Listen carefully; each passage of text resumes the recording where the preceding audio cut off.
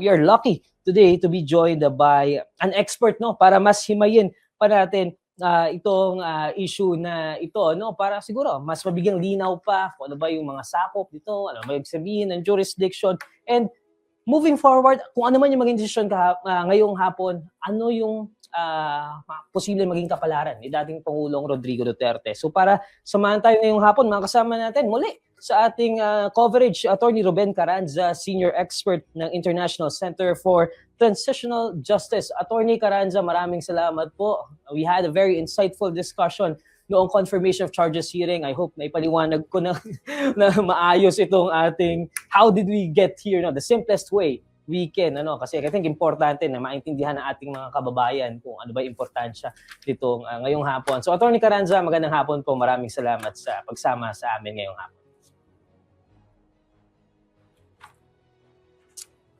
Attorney, we can't hear you. Attorney, can you unmute, please? Yes. Salamat sa pag-imbita. At maayos na maayos yung pag-introduce mo sa issues. Yung timeline is correct. At tama rin ang emphasis, no? Kung saan mo pinakita kung alin yung mga issues ang dapat bantayan papunta dito sa hinihintay na desisyon ng appeals chamber tungkol sa jurisdiction ng ICC sa kaso ni Rodrigo Duterte. In the simplest term possible, simplest explanation possible, Attorney Carranza, gaano kalaki itong magiging desisyon ng appeals chamber ngayong hapon? Decisive siya. Siya yung mag-decision kung tuloy ba yung kaso o hindi. Yun kasing pre-trial chamber proceedings na nauna nung napakinggan na rin na napanood ng mga nanood noon. Pwede naman kasing hindi lang yes or no ang sagot doon. Pwedeng ipabago ng pre-trial chamber ang charges, pwede rin ipa-amienda, pwede nilang i-dismiss, no? So maraming options doon. Dito, walang option kundi yes or no. Either the ICC has jurisdiction or the ICC has no jurisdiction. Well, so parang in many ways, Attorney Carranza, no, na magkaiba sila because magkaiba naman yung decision ng jurisdiction at nung confirmation of charges, pero they are very much linked sa isa't isa, no, Attorney? That's true because the trial, if there's going to be a trial, will depend not only on the decision ng pre-trial chamber, kundi ang decision na ito na hinihintay galing sa appellate chamber. Kung walang jurisdiction ng isang korte, hindi lang ang ICC, kahit anong korte, kung walang jurisdiction, hindi niya pwedeng ipagpatuloy ang kaso. Yung jurisdiction kasi, iba't iba yung aspeto ng jurisdiction ng mga korte. No? May jurisdiction sa klase ng legal na issue sa harap niya. Mga criminal case, sa criminal court lang halimbawa, pwedeng pag-usapan. Hindi pwede sa civil court. Pwede ring jurisdiction dahil sa tao na involved or korporasyon na involved. No? In this case, may jurisdiction siya over the person because nasa kulungan ng ICC si Rodrigo Duterte. So, iba't ibang aspeto ng jurisdiction. Ang isa pang mahalaga rito sa desisyon na ito, dahil bagong issue ito, hindi pa ito naiakyat sa ICC ever, yung tanong na kapag nag-withdraw o umalis sa tratado ang isang bansa mula sa ICC, may epekto ba ito at ano ang epekto nito sa isang examination, no? And gusto ko yung translation ninyo ng preliminary examination. May epekto ba ito sa preliminary examination? At ano ang epekto dito? So hindi pa yan nadidesisyonan ever ng ICC ang tanong na yan. At itong decision na to will not only affect the Duterte case, posibleng may epekto siya sa iba pang darating na mga kaso walang kinalaman o sa labas ng Duterte case. Although, kailangan din nating malaman na doon sa desisyon ng pre-trial chamber, ito yung inapila ni Duterte, ito yung hinihintay ngayon, no, na apela, sinabi ng pre-trial chamber na kahit sinabi nila na may jurisdiction ang ICC kahit na nag-withdraw na ang Pilipinas, hindi ibig sabihin na ang ganong klaseng desisyon mag-a-apply sa lahat ng katulad na kaso. So, meron din silang ganong qualification. No? And tingin ko isa yan sa mga dapat bantayan. No? Papayag ba yung appeals chamber na ganun yung desisyon na for now, ito lang muna at dito lang sa kasong ito, malinaw na may jurisdiction pa rin ng ICC. Ako naman, maintindihan ko rin yung reasoning na ganun. No? Because hindi naman nila pwede sabihin na in future cases without knowing what those future cases will involve. Attorney Carranza, if we can flash here, share dito yung timeline no ng doon sa mula sa pagsimula ng preliminary examination rather hanggang doon sa arrest no. So kung titingnan dito Attorney Carranza because para mas maintindihan ng ating mga manonood no, ang pinaka-question dito Attorney Carranza if you look at it ay yung yung preliminary examination ba noong February 2018, considered ba siya na yun yung simula ng paghawak ng ICC dito sa kaso ni dating Pangulong Duterte? Kasi ang argument nga nung kampo ni dating Pangulong Rodrigo Duterte, hindi. Kasi ang simula ay yung 2021 na nag-commence yung investigation. And sinasabi nga nila, nag-withdraw na. Effective yung withdrawal ng Pilipinas ay 2019 pa. Ang sinasabi ng pre-trial chamber naman, no. Nagsimula yan nung nagkaroon ng preliminary examination. So yun yung parang, from my understanding, attorney, yun yung pinaka-question ngayong hapon. No? So let's look at the possible scenarios here sa magiging desisyon mamaya, Attorney Carranza. Dahil nga walang precedence walang first time na magdedesisyon ang ICC tungkol sa ganitong klaseng issue. No? Ano yung siguro, Attorney Carranza, yung magiging epekto ng kung i-uphold nila yung paunang desisyon ng pre-trial chamber or kung i-overturn man nila? Gaano kalaki yung gaano kabigat yung magiging epekto in the context of precedents? Kapag sinabi ng appeals chamber na may jurisdiction pa rin ng ICC, hindi lang matutuloy yung kaso, kundi mawawala na yung objection dun sa proseso na sinunod ng ICC sa kaso ito. Pangalawa, kapag sinabi ng appeals chamber na may jurisdiction ng ICC, yung tanong na kailan nagsimula ang isang kaso, kailan nagsisimula ang isang kaso sa ICC, may konting precedent. No? Yun ang tinatawag ng mga abogado na may basehan para sa mga susunod na kaso. Kapag sinabi naman ng appeals chamber na walang jurisdiction ng ICC, ibig sabihin, lahat ng mga nangyari bago itong desisyon na yan, ibabaliwala. Kasama na dyan ang pagpapakulong kay Rodrigo Duterte. Makakalaya siya. Although I will say something na importante, hindi yan nangangahulugan na hindi na siya makakasuhan ng ibang kaso.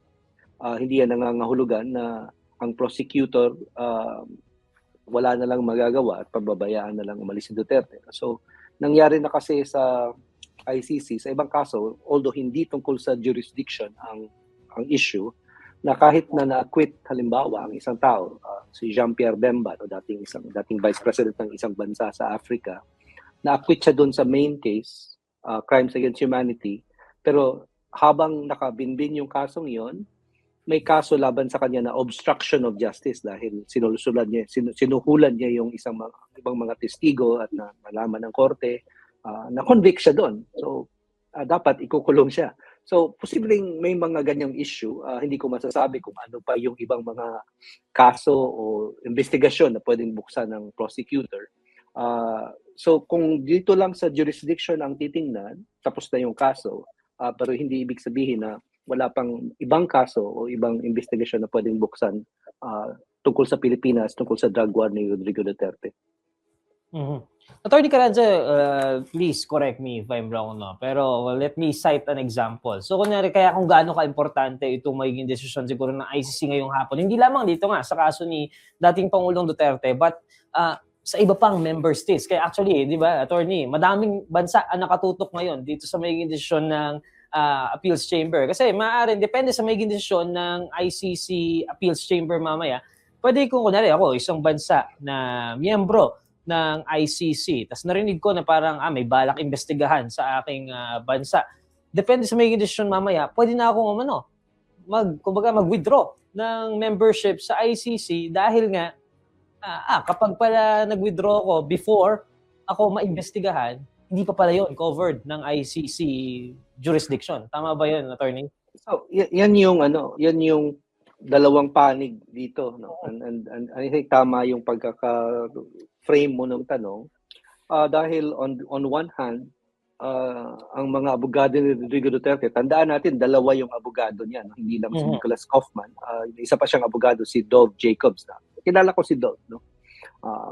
By exchanges online and as well as in relation to our work.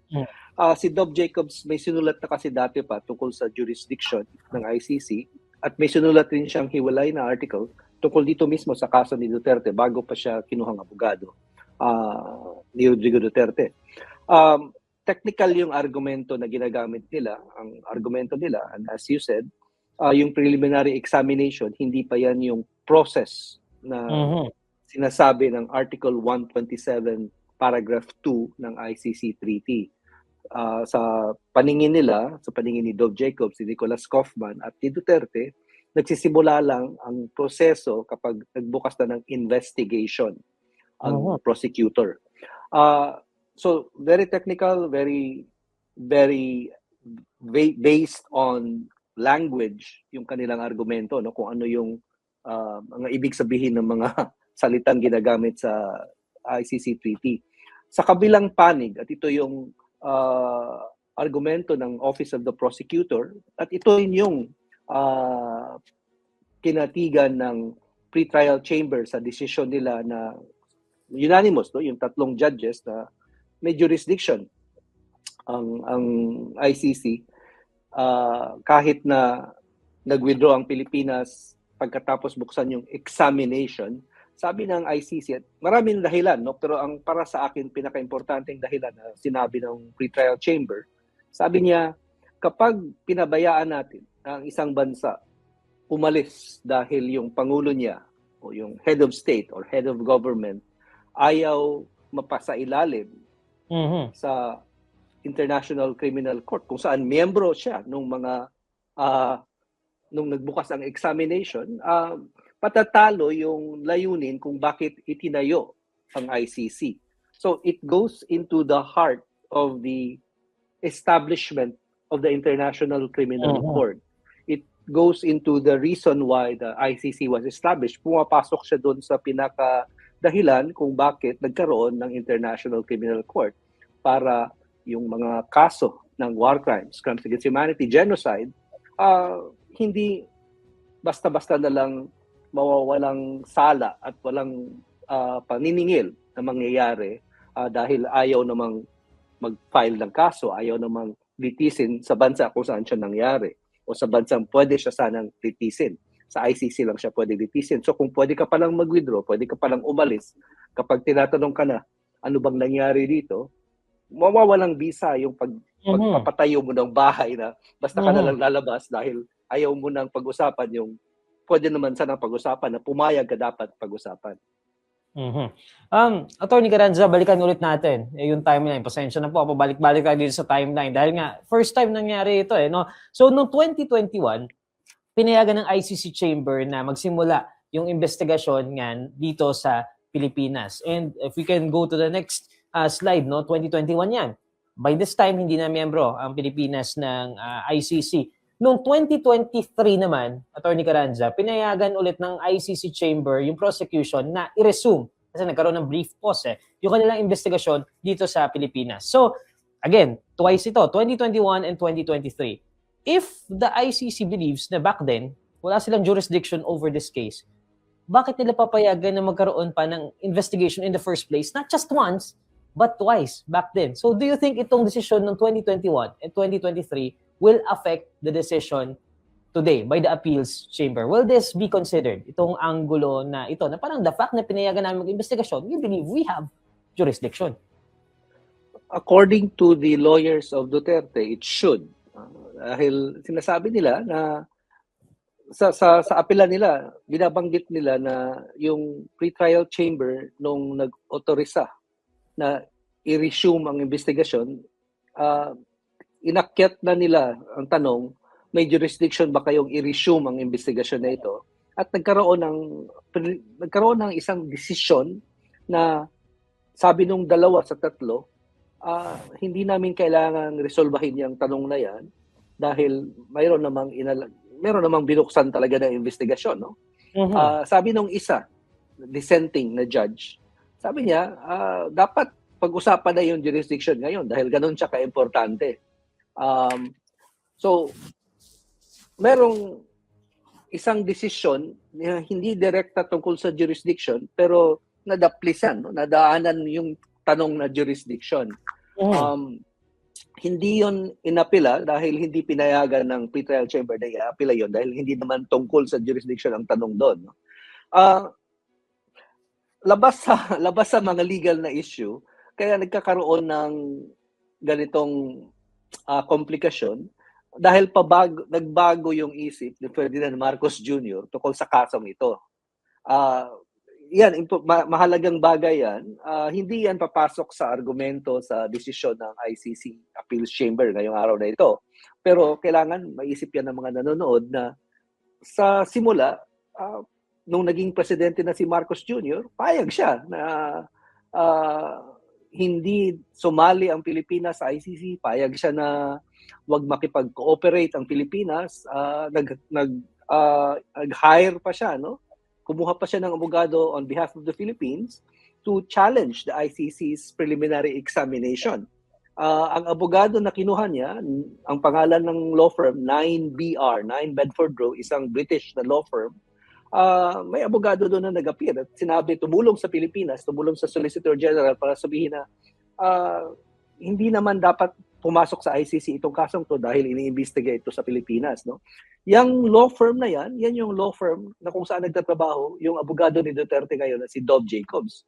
So nagkakagulo yan, no? Because in fact, sa palagay ko lang, may conflict of interest si Dov Jacobs at ang 9BR dahil nung una, abogado sila ng Pilipinas. Pero ngayon, abogado na lang sila ng isang tao na dating presidente ng Pilipinas. Magkaibang kliyente yan, magkaibang interest. Posibleng maging salungat yung dalawang interest na yan, may conflict of interest. But that's the reason why you have these complications. You have this series of flip-flops by the Marcos administration, but not by the ICC. Yung ICC consistent siya sa kanyang pagpapasya sa bawat hakbang na nangyari sa kasong ito. Attorney Carranza, balikan ko itong kaso ni dating Pangulong Rodrigo Duterte and let's zero in dito sa issue niya, no? And let's see kung ano yung mga possible scenarios, no? Isa sa mga posibleng scenario ay i-overturn, meaning ibaligtarin yung paunang desisyon ng pre-trial chamber. Basically, the appeals chamber would be saying na walang jurisdiction ang ICC sa kaso ni dating Pangulong Rodrigo Duterte. What happens kung yun yung maging desisyon mamaya? Well, the appeals chamber will not only say that it has no jurisdiction, it will then order the release of the, in this case, the respondent, no? The defendant. Hindi pa siya akusado dahil wala pang confirmation ng charges mismo. Pero tandaan rin natin, like I said earlier, na may kapangyarihan ang ICC prosecutor to open other investigations involving the same situation. Ibig sabihin, kung may mahanap siyang iba pang pwedeng maikaso, hindi lang kay Duterte, although si Duterte ang nakadetenido, no? Anyone else from the Philippines that the prosecutor believes committed crimes against humanity nung panahon ng drug war, pwede niyang sabihin sa ICC, sa pre-trial chamber, babalik sa pre-trial chamber yung kaso. Sabihin niya na, pwede ko bang buksan itong mga kasong ito at in the meantime, huwag mo nang ipawalang bisa yung warrant of arrest. So, may mga posibleng variation na ganyan. Dahil korte ito hindi naman ito parang pinto lang, no, na buksan mo lang, lalabas ka na kaagad o hindi pwedeng buksan hanggang doon ka dalang sa loob, no. On the other hand, if the appeals chamber affirms yung decision naman ng pre-trial chamber na may jurisdiction ng ICC, ang hihintayin yung desisyon naman ng pre-trial chamber kung dapat bang ituloy ang paglilitis, no? Trial laban kay Rodrigo Duterte. As you said earlier, it had 60 days after February 27 to make that decision. So hanggang katapusan nitong buwan ng Abril. Ang isa pa sigurong dapat din tandaan, 5 yung judges diyan sa appellate chamber. Para odd number, para walang tabla, no? There's no tie. So, posibleng magkaroon ng majority, posibleng magkaroon ng mga dissenting opinion. In the past, nagkakaroon ng split, no? Nagkakaroon ng pagkakawatak-watak ang iba't ibang opinion ng mga judges sa appellate chamber. Pero may aral ding mapupulot sa mga iba't ibang opinion nila na kahit na bago itong issue na to, hindi pa ito natalakay sa ICC, yung iba't ibang opinion nila sa ibang kaso, may relasyon, may posibleng hint kung anong palagay nila. No? Halimbawa, Judge Ibanez Carranza, no, na sa appellate chamber, hindi related sa akin, taga-Peru siya. Meron siyang mga ruling sa Israel-Palestine case, no? May kinalaman sa jurisdiction, no? May kinalaman sa hindi pagiging miyembro ng Israel sa ICC. Anong implikasyon nito? Ano ang ibig sabihin kapag ang isang estado, isang bansa, hindi naman miyembro ng ICC, kinasuhan yung leader niya? Of course, hindi eksaktong pareho sa sitwasyon ng Pilipinas, sa sitwasyon ni Duterte, pero ang pwede siyang pagkatuunan ng pansin dahil baka may epekto. No? But anyway, ilang minuto na lang, malalaman natin. Ang isa pang tandaan natin, sa labas ng ICC, may sanctions laban sa mga ICC judges. Hindi lahat ng ICC judges, pero maraming ICC judges nag-impose, no? Pinatungan ng sanctions, ibig sabihin parang parusa mula sa gobyerno ng Estados Unidos. The US government imposed sanctions, itong Trump administration, on ICC judges and prosecutors, 11 people lahat ng mga opisyal ng ICC, dahil either pumayag sila na mag-issue ng warrants of arrest sa laban sa mga leader ng Israel, no? So parang ang Estados Unidos naging abogado ng Israel, o dahil pumayag silang buksan ang isang kaso tungkol sa torture laban sa mga sundalong Amerikano, mga CIA operatives dun sa giyera sa Afghanistan. No? So yung dalawang kaso niyan, Israel, Palestine, Afghanistan, yung mga judges na sa palagay ng US at Israel, gustong parusahan ang Israel o gustong kasuhan ang United States, nag-impose ng sanctions. So, 5 sa mga judges na may kinalaman sa Duterte case ang kasama sa mga sanctions. No? Hindi pala 5, 4. 3 sa appeals chamber judges are under US sanctions. Isa sa pre-trial chamber na may kinalaman rin sa Duterte case ang under US sanctions. No? Sa palagay ko, hindi naman kasi judges sila, pero mga tao din sila, apektado ang pamilya nila. Hindi sila makakapag-transact ng mga banking transactions kung US bank ang involved. Nawawala yung kanilang Google account dahil ang Google is a US corporation, sumusunod sa sanctions. Nawala yung kanilang Microsoft access. No? So, maraming epekto. Yung mga pamilya at mga anak nila halimbawa na nag-aaral sa US, hindi nila madalaw dahil wala silang visa, hindi sila papayagang pumunta sa US. So, factor yan, no? In how they look at these cases. Dahil hindi naman kahit na professional sila, kahit na pata sila magpasya, nasa karanasan nila, no? Kung anong klaseng mga tao itong si Trump, itong si Netanyahu, itong si Rodrigo Duterte. Hindi mo maiiwasan na papasok yung perceptions of persons like this in the minds of the judges.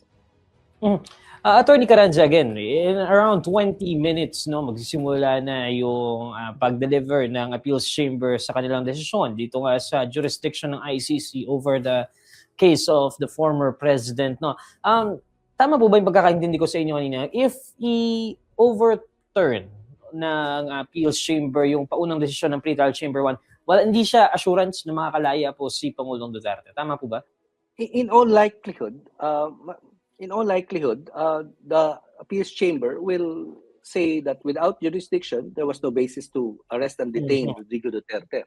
But at the same time, sa palagay ko, yung Office of the Prosecutor is also prepared to take steps so that it can continue its Remember, no, yung pagbukas ng investigation at pag-resume ng investigation, hindi lang yun investigation ni kay Rodrigo Duterte. Investigation yun sa lahat ng posibleng may kinalaman sa extrajudicial killings at crimes against humanity na nangyari sa drug war. So, while wala nang jurisdiction ang ICC, sabi ng Appeals Chamber, dahil nag-withdraw ang Pilipinas at epektibo na pala ang pag-withdraw, it's also possible na sasabihin ng prosecutor na pwede pa siyang ang problema lang ng prosecutor, of course, is kahit ano pa ang gawin niya, kapag sinabi ng Appeals Chamber na walang jurisdiction, hindi niya mababago yan. No? So, ang sinasabi ko lang na the prosecutor will attempt, we will try to keep Rodrigo Duterte in detention, but it's also very unlikely that will prosper. So again, Attorney Carranza, in summary, no, so if i-affirm or uphold nitong Appeals Chamber yung paunang decision ng Pretrial Chamber 1, parang proceed as usual, no? So ang sunod natin aabangan ay yung decision naman sa confirmation of charges ni dating Pangulong Rodrigo Duterte. Now, let's look at the other side, Attorney Carranza, no? Kung i-affirm itong Appeals Chamber, yung paunang decision ng Pretrial Chamber 1, is that, I know they're separate chambers, no? Pero is that indicative of the confirmation of charges decision ng mga judges naman sa Pretrial Chamber 1? I understand they are separate chambers, but in a way, is that indicative? Not necessarily, dahil iba yung issue ng jurisdiction sa issue ng may sapat bang batayan, no? There's substantial basis, yung standard, to confirm the charges against Rodrigo Duterte. At the same time, hindi siya mataas na standard, no? Mas mataas siya kaysa sa pag-issue ng warrant of arrest. So, may sapat na batayan na yung pretrial chamber to make that decision. And of course, kapag sinabi ng ICC Appeals Chamber na depende sa dahilan, no? Na may jurisdiction ng ICC at kung ang sasabihin nilang isa sa mga dahilan ay dahil umiiwas lang si Rodrigo Duterte sa pananagot na ginagamit sa ICC, na dinadaan sa ICC, at yung withdrawal ng Pilipinas, paraan lang niya yon, no? Para umiwas sa pananagot, may epekto yan sa pananaw ng pretrial chamber, no? Dahil while it's not indicative of guilt or legally speaking, it also indicates that Rodrigo Duterte does not even want to participate in the proceedings, and therefore merong indikasyon na hindi siya handang sumagot sa paratang laban sa kanya. That's actually the next thing that I want to discuss, Attorney Carranza. No? So as you know, President Duterte, hindi siya sisipot mamaya virtually or physically ito sa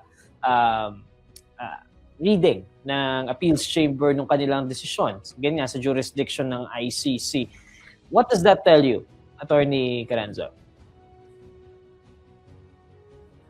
Nung una kasi sinabi ng abogado niya na frail siya, no? Na may sakit siya, hindi na tama ang pag-iisip niya. Those claims, were I think attempts at also opening grounds later if trial proceeds to stop the trial, no? Ginamit niya kasi yan to stop the free trial proceedings. Hindi siya nag-succeed, no? So it's still possible that they will claim, for example, na lumala yung sitwasyon ni Rodrigo Duterte, although of course meron ng medical examination dati na sinabing kaya naman niyang ituloy hanggang trial. At the same time, yung hindi pagsipot, wala namang epekto yan legally speaking, no? Dahil sa ibang mga kaso in the past, nagkaroon na ng ruling ang ICC dyan, no? Na, sa kaso ng Kenya, no? Si Kenyatta, presidente noon, si Ruto, vice presidente ng Kenya, humingi sila ng desisyon mula sa ICC na kung pwede huwag silang mag-attend ng mga hearing dahil presidente siya, vice-presidente siya. So merong decision on that, no, na lalo na dun sa Ruto case na sinabing kailangan niya mag-attend. Hindi ko alam kung yan din ang susundin ng ICC sa sitwasyon na to, lalo na detenido naman si Rodrigo Duterte. So hindi mo kailangan humingi ng decision lagi na babiyahe ka ba sa Hague. Si Rodrigo Duterte mahilig sa drama, mahilig sa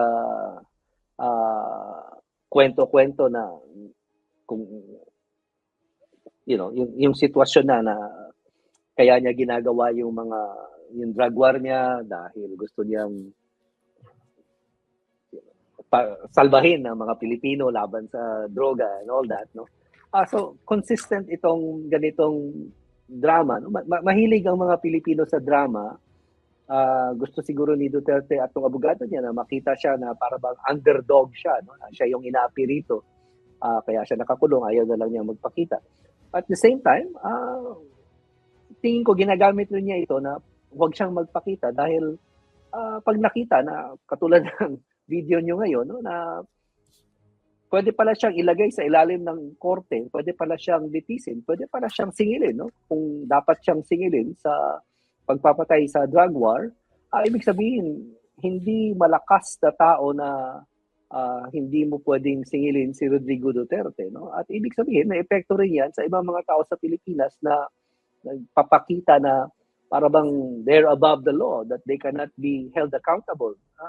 May epekto yan sa mga politiko sa Pilipinas na kumikilos na para bang exempted sila from legal accountability in the country. If you may allow me, no, sakyan ko po yung inyong statement about drama, the theatrics, kumbaga. So, I want to localize the conversation, Attorney Caranzano, and bring the conversation here sa Pilipinas. As you know, ngayong araw din po ay ongoing yung hearing ng House Committee on Justice doon naman sa impeachment laban sa anak ni dating Pangulong Duterte na si Vice President Sara Duterte. So, and I want to look at the conversations, the discourse sa social media, especially among the supporters of the former president. Could this be used as a narrative? Ito, lalo na ngayong araw, no? Heightened siguro ito na, again, humaharap sa impeachment case si Vice President Duterte. Currently, nakakulong si President Duterte dyan sa the Netherlands. Maaari kaya itong gamitin as a narrative, especially with the looming 2028 national elections, and the Vice President has already expressed her intent to run for office for the presidential seat sa 2028. Maaari kayang gamitin itong narrative na parang kawawa o api, ganun. At gagamitin nila yan at hindi ang mga Duterte ang unang gumamit ng ICC case para tumakbo as bilang presidente, bilang vice-presidente, no? Si Kenyatta at si Ruto, nung kinasuhan sila, dahil yon sa eleksyon na nangyari sa Kenya, at ngampanya sila na sinasabi nilang neo-colonial court ang ICC, tinutugis lang yung mga African leader, no? Ginamit nila yung social media, nag-hire sila ng British consultants kasama ng abogado nilang mga British din. At tandaan natin, ang British din yung abogado nitong si Rodrigo Duterte. Parehong British, no? Si Kaufman at si Jacobs. So ginagamit yan, no? Ginamit yan ni Laurent Gbagbo, dating presidente ng Ivory Coast. Na-acquit siya sa ICC. So nung na-acquit siya, ginamit niya yung argumento na yan. Ginamit ni Jean-Pierre Bemba na na-acquit din sa taga-Central African Republic upang tumakbo bilang presidente doon, pero natalo siya. Hindi guarantee, no?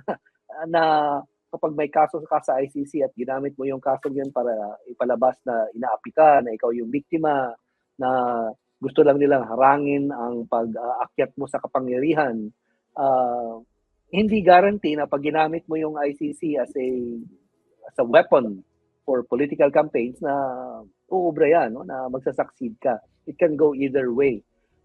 Diyan sa Pilipinas, sa palagay ko, gagamitin nila definitely to earn sympathy. Gagamitin nila yung pagdalaw ng mga anak sa The Hague, at gagamitin nila yung issue na si Marcos, no, ang nag-surrender kay Duterte sa ICC, imbes na ang ICC mismo gustong maaresto si Rodrigo Duterte, to present it as a political trial rather than as a trial on the merits of the crimes against humanity case against Duterte. Again, another common discourse among the Duterte supporters, Attorney Carranza, mahirap hindi pag-usapan yung, when we're talking about jurisdiction, mahirap hindi pag-usapan yung sovereignty naman. Kasi yun naman yung sinasabi na this is an attack on the sovereignty of the Philippines. Bakit hindi natin sa local courts natin pag-usapan? Kung merong mga reklamo laban kay dating Pangulong Duterte, bakit hindi dito sa sarili nating korte sa Pilipinas isampa yung mga kaso? Ano po masasabi nyo sa ganong klaseng mga arguments among the Duterte supporters? Unang-una, hindi nagsampa ng kaso ang Department of Justice ni Rodrigo Duterte except for 1 or 2 cases. No? Kasama yung Kian de los Santos case at ginawa lang dahil hindi na maiiwasan. No? Hindi na pwedeng pagtakpan yung nangyari doon. Kung seryoso at that time, yung administrasyon ni Rodrigo Duterte na ituloy yung mga kaso dahil hindi naman polisiya daw ng administrasyon na yung pagpatay, they could have filed several cases. Ganun rin naman ang nangyari kay Marcos. No? They never opened cases. In fact, hinintay. Kaya nga sa timeline ninyo, makikita na may resumption of the investigation dahil between the time that examination started at saka yung resumption ng investigation, binigyan ng pagkakataon ng ICC prosecutor ang Pilipinas. Si Duterte man o si Marcos man, and at that time, si Marcos na yung presidente, magbukas ng mga investigasyon, seryosohin yung mga kasong ito. No? Complementarity ang tawag niyan at ang ibig sabihin niyan, ang ICC will only step in if a country is unable or unwilling to investigate seriously crimes against humanity that took place in that country. So may finding, no? May basihan ang ICC prosecutor na sabihin, pinagbigyan ko kayo, hindi nyo naman ginawa, hindi nyo naman pwedeng sabihin ngayon na habang nakakulong sa Duterte na dapat dito yan because you could have done that.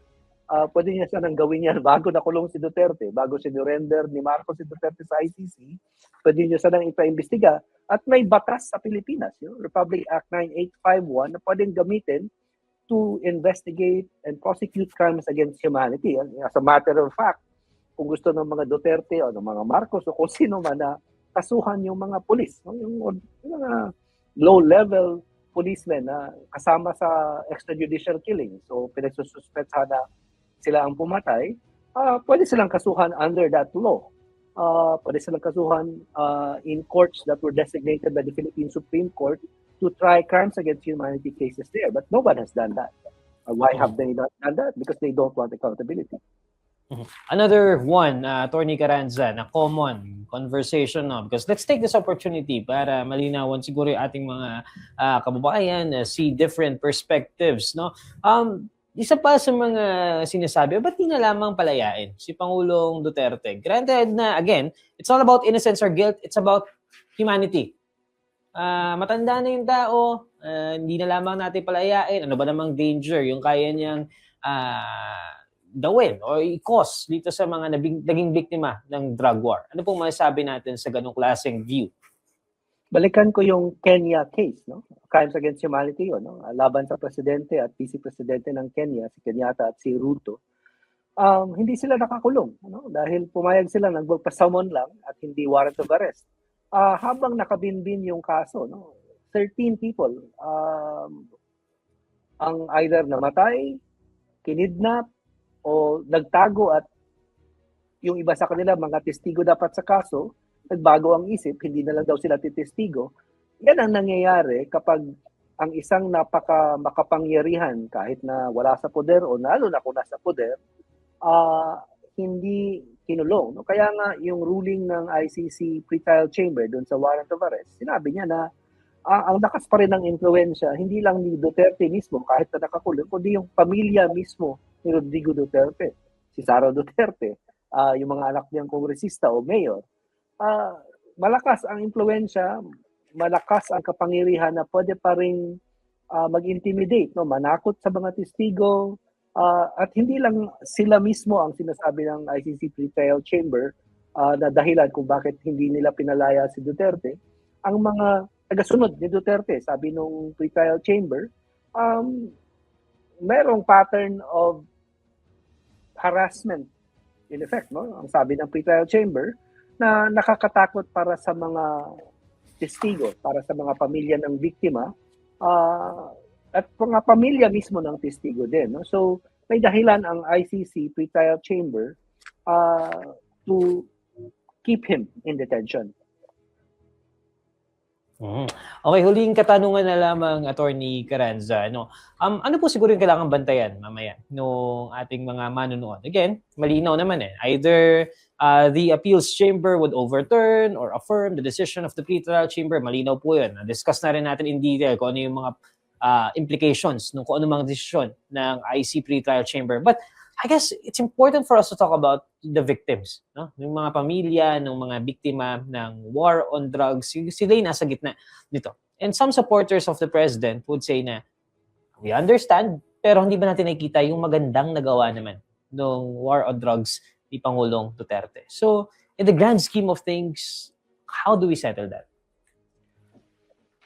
Yung kaso kasi ni Rodrigo Duterte, hindi siya pangkaraniwang kaso, no? Hindi sasabihin halimbawa ng mga taga-suporta ni Rodrigo Duterte na kahit na inaamin nila na kahit na pumatay ng marami si Rodrigo Duterte, marami rin siyang naligtas dahil mga mamamatay tao, mga rapist, itong mga drug addict. But yung mga sinasabing rapist, murderers, drug addicts, hindi naman nakasuhan, no? Pinatay lang. Yung kaibahan ng aligasyon na mga mamamatay tao sila, mga manggagahasa sila, mga addict sila, aligasyon, no? Pero itong kaso ni Rodrigo Duterte, aligasyon na pinapatunayan ngayon sa korte. Yun ang kaibahan, no? Ng mga pinatay sa drug war at saka ni Rodrigo Duterte. Yung mga pinatay sa drug war, hindi dumaan sa ganitong klaseng proseso, hindi dumaan sa investigasyon, hindi dumaan sa korte bago sila pinatay. At wala namang hatol na kamatayan sa Pilipinas. So kahit na kinasuhan mo sila, hindi sila papatayin. No? Papakulong sila, i-rehabilitate sila, hindi sila papatayin judicially or lalo na extrajudicially. Pangalawa, dapat rin nating tandaan na yung crimes against humanity, hindi kailangang patunayan lahat, no? Sa ilalim ng ICC Treaty, targeting civilians, 2 or more, in this case, murders, sapat na, no? Hindi kailangan ang libo-libong kaso, isa-isa dapat patunayan ng ICC prosecutor para ituloy yung kaso, no? Kaya nga dito sa pretrial chamber, ng confirmation of charges, ilang mga halimbawa lang ng pagpatay ang pinapakita dahil kung papatunayan mo lahat yan, walang katapusan ang kasong ito at mamamatay at mabubulok na lang sa kulungan sa Duterte, wala pa rin hatol. So, importanteng tandaan yan dahil hindi naman ibig sabihin na ito lang yung magiging kaso kung saan masisingil ang dapat singilin sa pangapatayan sa drug war. No? Posibleng magkaroon pa ng ibang kaso, ibang mga akusado dito sa kasong ito kapag sinabi ng appeals chamber na may jurisdiction. So, importante yung jurisdiction dahil ito yung magbubukas hindi lang sa pagpapatuloy ng kaso at trial ni Rodrigo Duterte, ito rin yung basehan kung bakit pwedeng ituloy ng ICC prosecutor ang investigasyon na hindi naman sinarado pa laban sa iba pang mga tao. Halimbawa, yung mga binanggit ng ICC prosecutor nung binuksan yung ebidensya na gagamitin nila, may 8 pang Pilipino, dating DOJ Secretary, dating mga pulis, na binanggit by name, no? Nakapangalan na posibleng imbestigahin, posibleng kasuhan, posibleng isyuhan ng warrant of arrest. And then number 9 doon sa listahan na yun, nakalagay any other Filipino police or public official who may have been involved. No? So, posible pang magbukas ng iba pang investigasyon, iba pang warrants of arrest ang hingin kapag nagpasya ang appellate chamber ng may jurisdiction ng ICC. Okay, maraming salamat, Attorney Ruben Carranza. Always a pleasure having this discussion with you. Bantayan po natin ng sabay-sabay itong magiging desisyon ng Appeals Chamber. Maraming salamat po, Attorney Carranza. Salamat din.